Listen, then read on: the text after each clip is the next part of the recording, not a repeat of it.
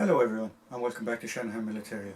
So today on Shanahan Militaria what we're going to cover is Mannequin on Parade, and today on Mannequin on Parade what we're covering is this chap. He is a soldier of the Bundeswehr, the West German Army, late 80s, early 90s. So we're going to cover pretty much his loadout or kit from head to toe.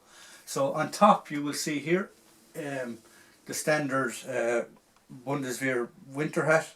Now this is actually dated 1991. I don't know if you can see this here. And this is actually a direct copy of the American one from the Korean War. It's made up of a moleskin is what the material, a lot of the material of the combats and stuff is made from. And it's like a synthetic fleece type wool. Very lightweight, very quick drying. I've actually worn this fishing and camping and stuff, and it's a very, very warm hat. As I said, it's a pretty much copy of the American style from the Korean War. So that's his headdress. Now you would have seen other headdress at the time. You would have seen this, which is like their field cap or their service cap. This was worn in the field. In barracks they would have worn berets, but in the field they would have worn this. And you will also see senior NCOs and officers wear this type of hat, which is nearly a copy of the M43 from the Second World War field cap as well. So when we get back to the mannequin here, he's got the standard straps or for his Y harness. Now you will see a different variant to this, whereas I've got an extra strap that goes from here, but from photos and stuff I have seen, this is a standard strap. The smock, those of you that will be around in the 80s, like myself, nearly every single one of us had a piece of military or a piece of surplus belonged to the West German Army. I know I had a parka. This parka is 1987.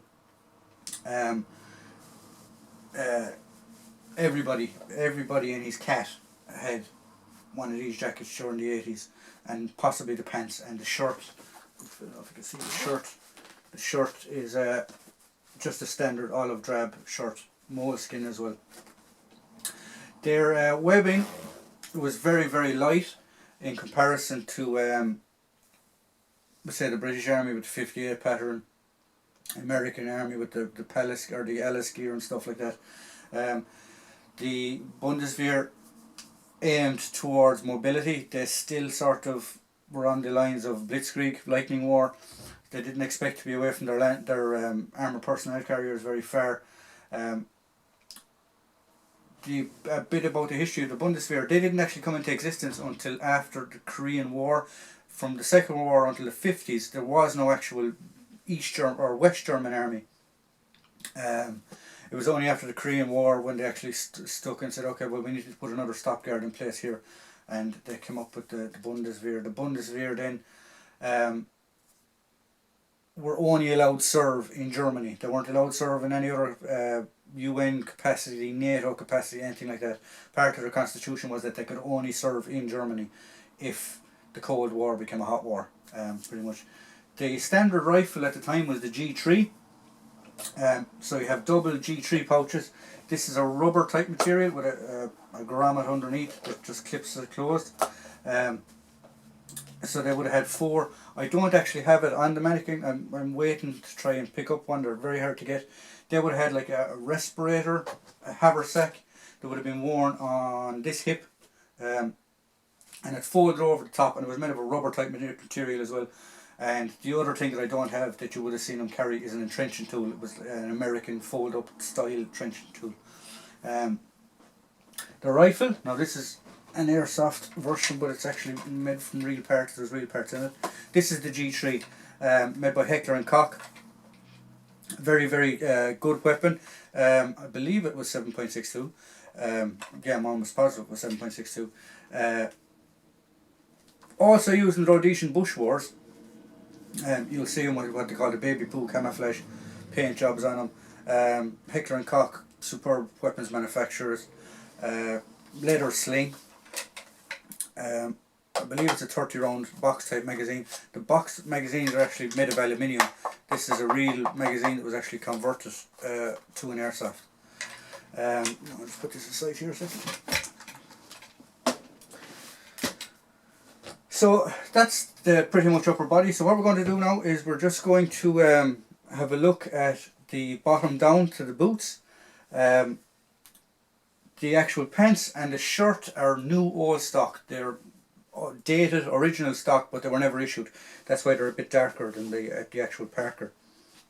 How you can tell the actual different combat pants or the different variants in the pants is they have like a bellows type pocket, and on the inside the crotch they have air holes, same as underneath the arms here. You will actually see they have little stitched air holes, vent holes. They also have that in the crotch of the pants. So if you wait 2 seconds, we're just going to have a look at the bottom of the pants. So here we have the pants. As I said, these are new old stock, double button each side, down to blouse boots. Now the boots, these are actually Austrian Bundeswehr boots, but they're the exact same as the Germans. The only difference is the sole, and even with the Austrian ones, you need to be a boot expert to tell the dates of the boots. The uppers pretty much have not changed with the speed eyelids, which are these, where you literally put your foot in, pull the laces, and they'll speed lace. As I said, the only difference on way to tell the actual boot age is by the sole. The sole's changed, but the actual upper part of the boot never changed. So what we're going to do now is we're just going to put the camera back and we're going to actually look at the back of the mannequin. So here we have the back of the mannequin. I'll just turn the fleece inside out so you can actually see the wool lined synthetic type fleece on the inside of the jacket. Very, very heavy parka, very good for winter wear, as this guy is done out for the winter. Just move it to the side. So here you can see the back of the Y strap, and it only clips on over the actual belt. It doesn't, there's no actual hook. This will actually slide up and down. Very, very plain, no frills or trills in relation to the actual weapon.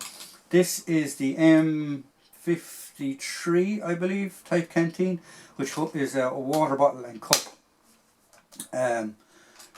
Pretty much just, I think it's pretty much the same standard that they have today actually. There's no main difference.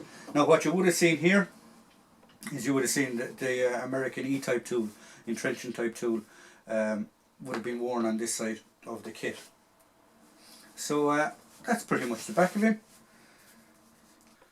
So that's it now for Mannequins on Parade for today. Please like, please subscribe, it really helps. Please give us the thumbs up, it really helps with the algorithm to suggest videos to other people that are into this type of military history. Please leave a comment. Feedback is greatly appreciated, and hope to see you for the next video. Thank you.